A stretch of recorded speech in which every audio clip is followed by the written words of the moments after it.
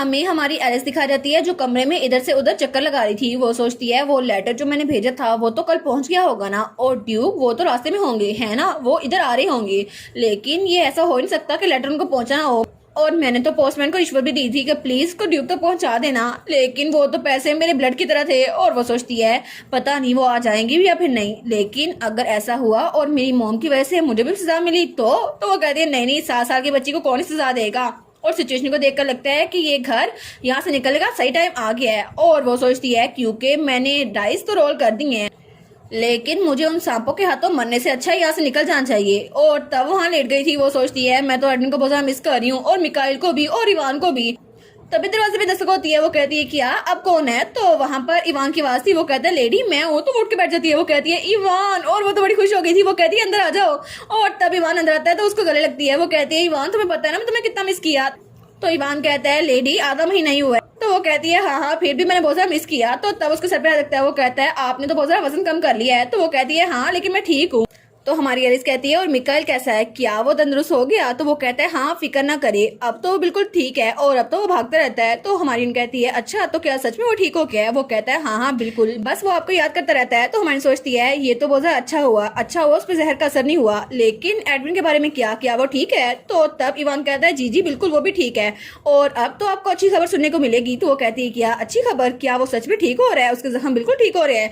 तो वो कहता है हाँ ठीक है, लेकिन आपको मैं जल्दी बताने वाला हूँ। तो तब वो कहती है अच्छा ठीक है जरा वक्त न लेना, और फिर भी अगर तुम्हें किसी चीज की जरूरत हो तो मुझे बता देना। तो तब उसके पास होता है। तो वो कहती है क्या हुआ इवान, मुझे घूर क्यों रहे हो? तो वो कहती है आखिर ये क्या हो गया है? तो वो कहता है मुझे लगता है आपसे बैड एनर्जी आ रही है। वो कहती है क्या बैड एनर्जी? तो वो कहता है हाँ हाँ बिल्कुल, मुझे लगता है कि कोई चीज है आपके पास जिसकी वजह से मुझे बैड एनर्जी फील हो रही है। तो वो उसके इर्द गिर्द चेक करता है। तो हमारी कहती है क्या, और तब उसके हाथ की तरफ हाथ बढ़ा रहा था क्योंकि वहां पे वो बटरफ्लाई का निशान था। तो वो कहती है नहीं मेरा मूड बिल्कुल भी हैप्पी नहीं है, और तुम इतने रूड कैसे हो सकते हो? तो वो कहता है नहीं नहीं मेरा ये मतलब नहीं था, प्लीज लेडी काम डाउन। तो वो कहती है ठीक है तुम जाओ एडमिन की देखभाल करो, मैं तुमसे थोड़ी देर बाद मिलती हूँ। वो कहता है लेकिन लेडी 1 मिनट रुक तो जाए। तो तब उसने उसको कमरे से बाहर निकाल दिया था। वो कहती है बाय बाय इवान। तो इवान कहता है माय लेडी मुझे एडमिन के पास क्यों भेजती रहती हैं आप?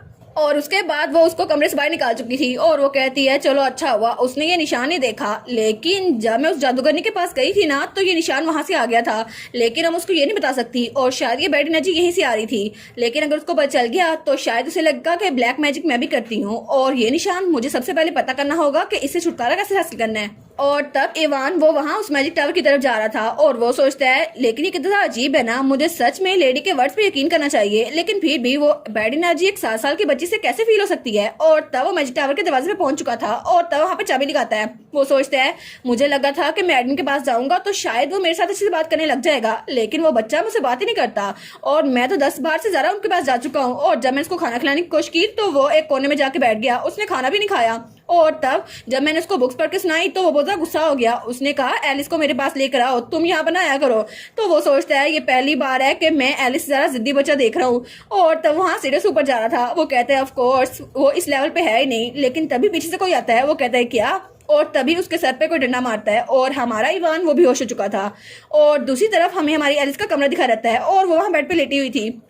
वो सोचती है आज का दिन तो बस आराम से गुजर गया, मुझे एडविन और मिकाइल से मिलना है, लेकिन पता नहीं मैं उनसे मिल नहीं पा रही। तभी उसके ऊपर कोई पानी फेंकता है। तो वो कहती है किया, और उठ के बैठ जाती है। वो कहती है आखिर ये किसने किया? तो वहां पे वही मेड थी जो उसकी मॉम करीना के साथ थी। वो कहती है मुझे लगता है यंग लेडी आपको यहाँ से उठना चाहिए क्योंकि मैं आराम से बोल रही हूँ, तो आपको हमारे साथ हमारे पीछे चलना चाहिए। तो हमारी कहती है किया कहाँ चलना है? और तब सीन चेंज होता है और हमें कुछ प्लेटें दिखाई जाती है जो कोई प्लेटें तोड़ा था, और वहां पे बुक्स भी बिखरी हुई पड़ी हुई थी। तो तब इवान की आंख खुलती है। वो कहता है क्या आखिर यहाँ पर हो क्या रहा है? और वहाँ पे आना भी थी, और वो मेड उसको भी बांध के रखा गया था। तो इवान कहता है आना तुम्हें क्या हुआ? लेकिन तभी उसे किसी के मारने की आवाज आती है। जब वो मुड़ के देखता है तो वहाँ पे करीना खड़ी थी, हमारी एलिस की मॉम, और वो एडमिन को मार रही थी। और एडमिन वो एक कोने में बैठा हुआ था बहुत ज्यादा सहम कर। तो वो सोचता है क्या ये बच्चा इसको फिर से मारा जा रहा है, लेकिन इसके तो पहले जख्म ही हील नहीं हुए। तो करीना कहती है ये बच्चा, तुम्हारी हिम्मत कैसे हुई उसको बच्चा कहने की? वो कोई बच्चा नहीं है, मैं उसको जान से मार डालूंगी। आखिर उसकी हिम्मत कैसे हुई? उसका जिंदा रहना ही मेरे लिए बहुत जरा बुरी बात है। तो तब वो बहुत जरा हंसी जा रही थी, और वो कहती है इवान एल्गर ये सब कुछ तुम्हारी वजह से हुआ है ना? तो इवान कहता है क्या मेरी वजह से? लेकिन मैडम। तो वो कहती है हाँ बिल्कुल ये तुम्हारी वजह से हुआ है, और तुमने ही एलिस को वर्गलाया था ताकि वो उस बच्चे को ठीक कर सके। और तभी वहां पर कोई आता है कहता है लेडी हम एलिस को ले आए हैं। तो वो कहती है ठीक है, उसको अंदर आने दो। तो तब दरवाजा खुलता है और एलिस मेड्स और सर्वेंट के साथ वहां पर थी। तो तब हमारा एडविन वहां पर देखता है, वो कहता है एलिस। तो तब उसकी माँ कहती है एलिस को यहीं पर छोड़ो और बाहर निकल जाओ। वो लोग कहते हैं जी मैडम। और हमारी एलिस एडविन को देखती है जिसकी हालत बहुत ज्यादा बुरी थी। तो उसकी माँ कहती है तुम तो बहुत बड़ी गेम खेल रही थी एलिस, लेकिन तुमने अभी तक देखा नहीं इनका क्या हाल हुआ। तो तब वो हंसते हुए कहती है ये तुम्हारी पनिशमेंट है क्योंकि तुमने मेरी बात नहीं मानी और ये सब कुछ किया। तो एलिस कहती है आना और इवान का इसमें कोई हाथ नहीं है, उनको जाने दे। तो वो कहती है कोई हाथ नहीं, लेकिन मुझे लगता है सब जरा हाथ इन्हीं का है क्योंकि इन दोनों ने तुम्हारी आदतें बिगाड़ी हैं। तो हमारी कहती है क्या इन्होंने? तो वो कहती है हाँ बिल्कुल, सारी गलती इन दोनों की है। तो सबसे बड़ी हकदार ये आना ही है, तुम्हारी मेड, क्योंकि अगर ये पहले मेरी बात मान जाती तो ये सारा मसला ही ना होता। और तब उसे याद आता है जब आना और उसकी मेड एक वहां पर खड़ी थी और वो कहती हैं तुम्हें आज उनके खाने में जहर मिलाना होगा। लेकिन हमारी आना कहती है क्या जहर? और तब उसको शीशी देती है। तो आना कहती है ये डिजर्ट, क्या मुझे ये डिजर्ट भी मिलाना होगा? तो वो कहती है हाँ तुम्हें ऐसे करना होगा। तो वो कहती है जी। तो तब उसकी माँ कहती है या फिर तुम सच में ऐसा करना नहीं चाहती और मेरी बैड साइड पे ना चाहती हो? क्या तुम मुझसे बगावत करोगी? आना क्या सच में तुम ऐसा करना चाहती हो? तो आना कहती है नहीं मैं ये कर लूंगी मैडम। और उसके बाद वो वहां जा रही थी, लेकिन तब वो सिंक के पास थी और उसने वो शीशी खोली थी और सिंक में सारा पानी बहा दिया था और वो जहर एलिस को देना नहीं चाहती थी। लेकिन तभी पीछे से कोई मेड छुपकर उसको देख रही थी और वो उसको ये करता हुआ देख लेती है। लेकिन जब आना वो केक लेके जा रही थी हमारी एलिस के पास, तो एक मेड उसके पास आती है। वो कहती है इसको मैं ले जाती हूँ। तो आना कहती है लेकिन ये मैं लेके जाने वाली थी। तो उसकी मेड कहती है नहीं ये मैडम की ऑर्डर है, इसको मैं लेके जाऊंगी। और आना उस मेड को वो केक ले जाते हुए देखती है, लेकिन वो वहीं पर खड़ी थी और वो कुछ नहीं कर पाती सिवाय इसके कि उसने जहर बहा दिया था। लेकिन फिर भी वो सब कुछ हो गया। तो तब उसकी माँ कहती है ये सब कुछ तुम्हारी वजह से हुआ है ना, अगर तुम वो कर लेती तो आज ये ना होता। तो तब आना कहती है बिल्कुल नहीं, आपने मुझे उन पर नजर रखने के कहा, लेकिन फिर भी आपने मेरी हेल्प की थी, मैंने आपका काम किया, लेकिन आखिर कैसे आप अपनी बेटी को जहर कैसे दे सकती हैं? तो हमारी गर्ल्स कहती है आना। तो तब आना कहती है आप अपनी बेटी को कैसे मरवा सकती हैं? तो तब उसकी माँ हंसते हुए कहती है मुझे लगता है तुम्हें कोई गलत फहमी हो रही है आना, लेकिन मैं अपनी बेटी को मारने नहीं वाली, मैं तो बस कुछ ट्रबल मेकर्स को खत्म करने वाली थी। तो वो कहती है क्या? तो तब उसकी माँ कहती है जब तक उसकी लाइफ खत्म ना हो जाए इस एडविन की। तो आना सोचती है ये तो बिल्कुल क्रेजी है, ये औरत तो बिल्कुल पागल हो गई है। तो तभी वो इवान को अपनी हील मारती है। वो कहती है और ये सब कुछ इवान की वजह से हुआ है। तो हमारी कहती है इवान नहीं, रोके इसको, आखिर उसने क्या गलत किया है? तो उसकी माँ कहती है एलिस तुम्हें कुछ भी नहीं पता, ये सब कुछ तुम्हें इसने बताया है ना कि एडविन ड्यूक का बायोलॉजिकल बेटा है, लेकिन इस सब में इसका ही हाथ है। तो वो कहती है क्या इनको क्या लग रहा है? तो तब वो कहती है ये सोच तुम्हारे दिमाग में कैसी आई होगी, ये जड़ी बूटियों की नॉलेज सिर्फ इसके पास है, इसने तुम्हें मेरे खिलाफ वर्गलाया होगा। तो हमान कहती है लेकिन मोम ऐसा कुछ भी नहीं है। तो वो कहती है आखिर तुम्हें इतनी इंपॉर्टेंट की कैसे मिल गई और तुम्हें उस पत्तियों के बारे में कैसे पता चला?